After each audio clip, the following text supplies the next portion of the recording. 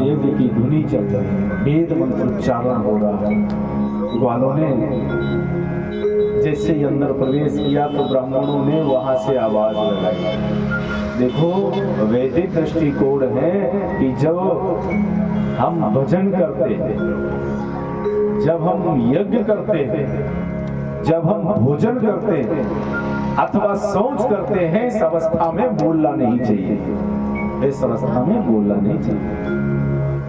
भजन करते समय, भोजन करते समय, यज्ञ करते समय, शौच करते समय बोलना नहीं चाहिए। इससे अपराध हो जाता है, हम अपराधी हो जाते हैं। और ब्राह्मण यज्ञ तो कर रहे हैं, चाहे जिस अवस्था में कर रहे हो, चाहे वो मद भक्ति हो, चाहे वो पराभक्ति हो, किंतु उन्हें इतना भान है, इतना ज्ञान है कि इस अवस्था में बोलना नहीं चाहिए। ये गोपवीत भी खंडित हो जाता है। उस अवस्था में उन्होंने बिना बोले वहीं से आवाज लगाई, बोले क्या है, चलो यहाँ से, निकलो बाहर। ग्वाले बेचारे अंदर जा रहे थे, तबे पांव उल्टे चले आए। ब्राह्मणों की दशा देखी, बड़ी जोर से झुंझला के आवाज लगाई। वापस आए, भगवान ने पूछा क्या क्या क्या लाए हो खाने के लिए, क्या लाए? ग्वाल कहते हैं लाए पथरा खाओगे। भगवान कहते ऐसे कैसे बोलते? बोले ऐसे ही बोलेंगे। बोले माने? बोले ऐसी जगह भेजी दिया तो बोलेंगे तो है। बोले कहाँ? बोले ऐसी जगह भेज दिया, उन्होंने तो पूछा भी नहीं कौन हो, कहाँ से आए हो, कैसे आए हो, देखते ही भगा दिया, भागो यहाँ से। भगवान बोले गलत जगह चले गए। बोले फिर ऐसा करो, ब्राह्मण पत्नियों के पास आओ, वो देवियों के पास आओ, देवी सुनती है।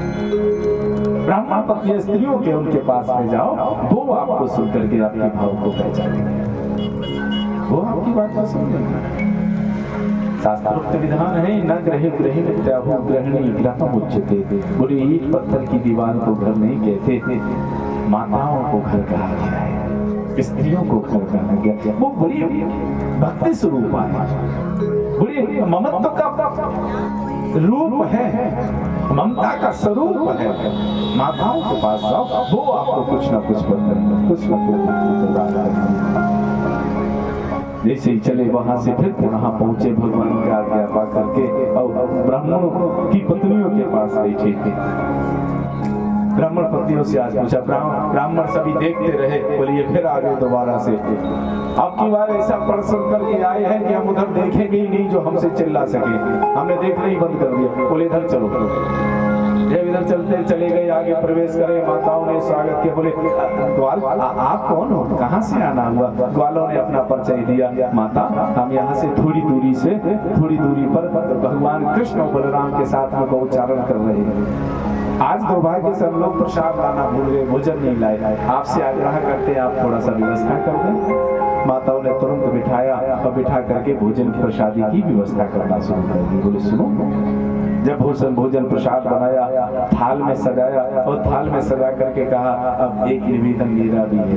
बोले बोलो कि निवेदन ये है कि यदि तुम्हारी आज्ञा हो तो मैं तुम्हारे साथ चलना चाहती हूँ, मैं तुम्हारे साथ चलना चाहती हूँ। और मेरी इच्छा ये है कि ये प्रसाद अपने हाथों से कन्हैया को खिलाऊंगा, अपने हाथों से खिलाऊंगा। ग्वाल बोले इसमें मेरी क्या इच्छा है, आपकी यदि इच्छा है तो आप चल सकते हैं, आप चल सकते हैं। थाल सजाया, प्रसाद इकट्ठा करके और चलना प्रारंभ कर दिया। आगे आगे ग्वाल है, पीछे पीछे ब्राह्मण पत्नियां चलने लगी। जैसे ही दरवाजे पर यज्ञशाला के समीप में पहुंचे, ब्राह्मणों ने अपनी पत्नियों को उन ग्वालों के साथ जाते हुए देखा, वहीं से दुत्कारने लगे।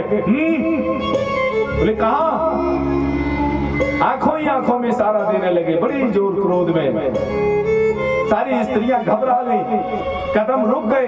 फिर पुनः स्मृति आई कि आज वो सौभाग्य बनेगा जिस सौभाग्य से मैं अपने कृष्ण को, अपने गोविंद को भोजन कराने का सौभाग्य बनेगा। आज वो सौभाग्य और अपने पतियों की उस धौंस को, उस आवाज को वहीं पर दबाया। घूंघट की आड़ करी, अपने आंचल का पर्दा किया, पर्दा करके वहां से चलना, गोविंद गोविंद कहते हुए निकल गई। गोविंद गोविंद कहते हुए निकली, भगवान के पास में वन में पहुंची। वन में जाकर के आग रहा, भगवान ने स्वागत किया। स्वागतम वो महाभागा आश्वताम करवाम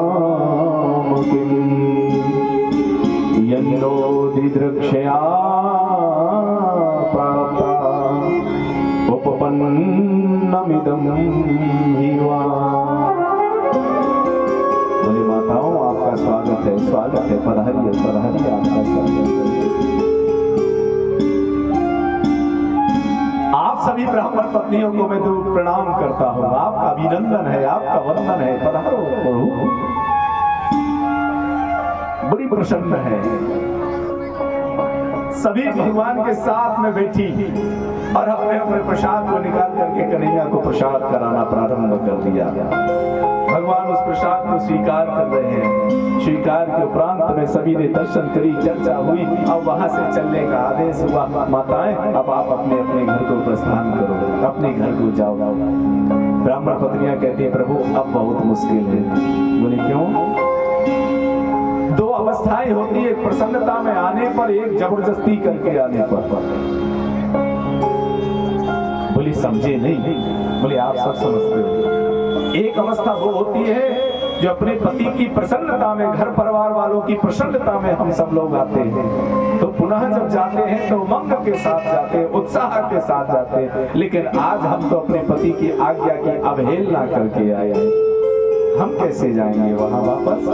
कोई भी हम लोगों के पति अंदर प्रवेश नहीं करने देंगे। भगवान कहते हैं बोले कोई बात नहीं, बस जाओ आप यहाँ से।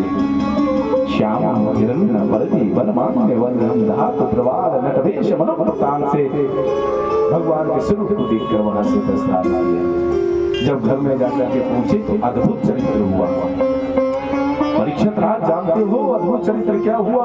जब जैसे ही अपने अंदर घर में कुटिया पर पहुंचे तो इनके पति सभी ब्राह्मण अपने हाथ में पूजा की थाली और पुष्पमाल लेकर के खड़े हैं, पुष्पमाल लेकर और स्वागत कर रहे हैं। स्वागतम वो महाभागा, स्वागतम वो महाभागा, आइए आइए, आपका स्वागत है, आपका स्वागत है। स्त्रियां सारी आश्चर्य है, पतियों की आज्ञा की अवहेलना करके गए, फिर भी ये हमारा स्वागत कर रहे हैं।